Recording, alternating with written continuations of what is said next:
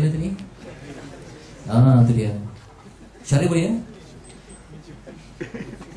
Ya, itu dia. Baik. Jadi kita dah pukul 5 ya. Bermaksud dah hampir 2,5 jam kita berbincang. Sebab majlis ilmu ni satu yang manis, dia tak terasa kepahitan, terleka semua ya. Tadi Ustaz ada kongsikan tentang arwah Bapak Ustaz ya. Siapa yang nak tengok gambaran tu ada di YouTube saya rasa. Betapa ramainya manusia, dan insya-Allah kita doakan semoga Allah merahmati, semoga berkatnya didoakan anak-anak yang soleh ini. Kita doakan bersama. Masa agak terhad. Ada penerbangan Ustaz apa? Ada penerbangan malam ni? Okey, kita bagi masa untuk memberi rumusan. Jauh kita berbincang.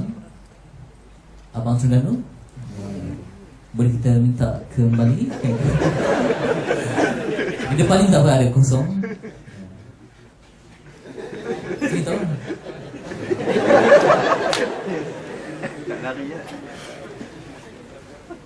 Okey Ustaz, kembalikan dengan Katlah untuk memberi rumusan ya.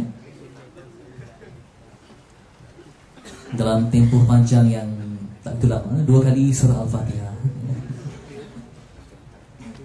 Diriwayatkan bahawa suatu waktu dulu baginda Rasulullah SAW pernah bersabda, meninggalkan semua kita dengan satu potongan ya, yang saya rasa cukup dan sangat bermakna untuk saya, dan saya harap cukup bermakna juga untuk tuan dan puan mahasiswa-mahasiswi sekalian. Dia pernah mengatakan bahawa manusia-manusia yang mencari redha Allah di dalam marahnya manusia, maka Allah akan memberikan segala kesenangan kepada mereka. Dan manusia yang mencari redha manusia di dalam marahnya Allah, maka Allah akan membiarkan segala urusan kepada manusia. Jelas ataupun nak saya explain dalam bahasa kita yang biasa ni? Jelas? Jelas ya? Tapi nak saya ulang? Okey. Sangat special ya. And when I heard this di satu majlis ilmu, saya ambil, saya hafal dan saya fahamkan, dan benar ya, it has to become a way of life ya. Manusia-manusia yang mencari redha Allah di dalam marahnya manusia, maka Allah akan memberikan segala kesenangan kepada mereka. Tetapi manusia yang mencari redha manusia di dalam marahnya Allah, maka Allah akan membiarkan segala urusan kepada manusia. Ya, rumusan saya sangat pendek, tapi saya harap cukup padat untuk adik-adik fikirkan, ya, dalamkan dan amalkan. Sebab tak ada guna kalau saya cakap panjang tapi adik-adik dah tak nak bagi perhatian, ya. Not saying you're not paying attention, tapi saya nak share satu yang special tadi tu ya. Selalulah baca-bacakan, amalkan, fahamkan, let it become your way of life.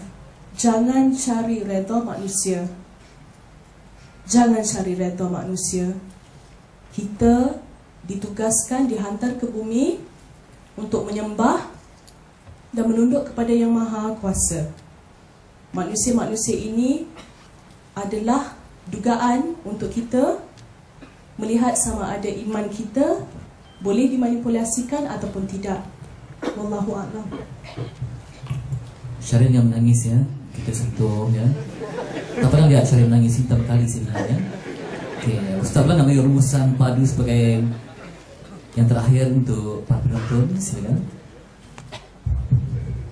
Pesanan saya kepada saya dan adik-adik pensyarah rakan-rakan, sebenarnya kita amat mempunyai kewajipan yang besar, dan kewajipan ini bukan dapat dilaksanakan oleh individu, maka kita bekerjalah dalam kolektif. Banyak tanggungjawab kita terhadap Rasulullah SAW yang kita boleh laksanakan kalau kita ingin mewujudkan dalam kampus yang kecil ini, insya-Allah.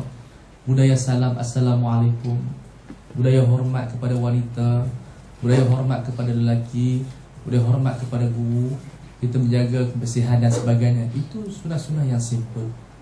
Itu yang pertama. Yang kedua, saya nak ingatkan kepada pelajar, belajarlah kerana untuk mengetahui, bukan untuk exam, bukan untuk jawatan. Kerana apabila kita belajar kerana Allah Subhanahu Wa Taala, Allah akan kekalkan ilmu dalam hati kita. Sebab pengalaman saya duduk dengan para ulama, subhanallah, mereka hidup dengan ilmu dalam keadaan yang paling kita katakan manis. Guru saya Dr. Sa'adul Musa Hilali, dia mampu duduk dengan kitab hampir 20 jam sehari. Dr. Yusuf Al-Qaradawi sehari dia boleh baca buku sehari 14 jam. Walaupun usia dia dah 86 tahun, sehari 14 jam. Hidup dengan ilmu budaya. Kalaulah pelajar-pelajar tidak suka baca buku, siapa lagi yang nak baca buku? Saya melihat kesedihan di Malaysia, statistik yang menunjukkan pelajar Malaysia hanya baca buku setahun 4 buah buku saja. Ini mengaitkan usah kita berbicara tentang wawasan 20. Wawasan apa pun tidak boleh kita bicarakan selagi mana pelajar tidak melakukan perubahan, iaitu menjadikan ilmu sebagai matlamat, jadikan ilmu sebagai rakan manis kita. Sebab bagi saya, walaupun kita bincang tentang maulid, tapi maulidlah merupakan satu pengisytiharaan terhadap ilmu, iaitu iqra. Kalau kita tidak memudahkan membaca, bukan setakat buku engineering, baca mana-mana ilmu, buku psikologi, buku akhlak, buku agama. Kerana kita amat ketinggalan berbanding dengan bangsa-bangsa lain. Tahukah adik-adik, Malaysia ini dalam kedudukan mana? Negara yang ketiga, Al-Alam Thalis, dunia yang ketiga, mana masih sedang membangun. China sudah naik kepada dunia yang pertama, setelah mereka duduk dalam dunia yang kedua. Sebab itu kita nak bicarakan umat. Saya nak, kalau insyaAllah kita boleh buat perbincangan umat di USM, kita nak bincang supaya pelajar-pelajar bukan bicara tentang demo macam budak-budak Islam yang buat lah. Saya rasa sedih budak-budak Islam dia kira demo aja. Dia tak fikir masalah yang paling besar agenda kita, iaitu kita ada cadangan, insyaAllah saya bincang dengan Saudara Imran, kita nak buat seminar rantau Asia. Kita nak bincang masalah Asia. Kita tidak ada lagi wang, satu mata wang di rantau Asia kita. Negara-negara Islam, kita dengan Brunei, kita dengan Indonesia.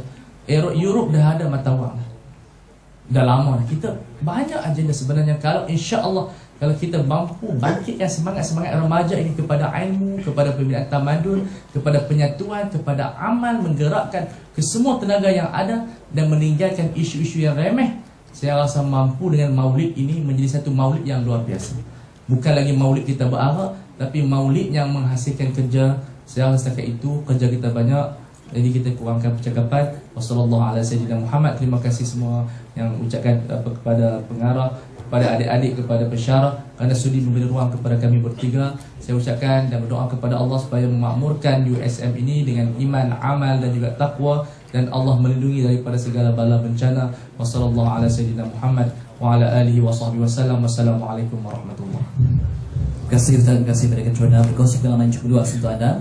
Rumusan ringkas ya, kita dididik oleh para guru pensyarah yang berapa, tapi Rasulullah direct dari Allah. Betapa hebatnya Abang Hidayah. Yang kedua, zaman sekarang ni, biasa zaman dulu masuk tinggal kanan, keluar tinggal kiri kan. Zaman sekarang ni kadang masuk tinggal kanan, tak sempat masuk tinggal kiri dah keluar balik. Jadi penting untuk dapatkan satu iman yang begitu padu, teguh dan juga jitu. Yang kedua, biar tak laku, biar tak dipandang, asalkan bermaruah dan beriman. Kadang orang puja julang, tapi rupa-rupanya malaikat melaknat. Nak pilih yang mana? Jadi redha Allah tu maksudnya Allah puas hati. Walaupun pahala tak banyak, tapi Allah puas hati, InsyaAllah masuk ke syurga. Kalaupun pahala menimbun, tapi dia kuat mengumpat, pahalanya akan dirampas hingga menjadi fakir ataupun muflis di akhirat. Semoga kita dapat memberikan iman yang terbaik untuk kehidupan. Semoga berjumpa lagi, semoga ada peluang, dan semoga USM terus gemilang dan terbilang ya. Kita pun sebagai warga USM, saya ada satu semangat yang kuat untuk bersama untuk meramaikan muslimin yang minat yang berkualiti sehingga ke akhir nanti, dan semoga ada peluang untuk bertemu lagi dalam majlis yang mulia. Terima kasih untuk kerana mengundang kami semua, dan saya berakhir dengan wassalamualaikum warahmatullahi wabarakatuh.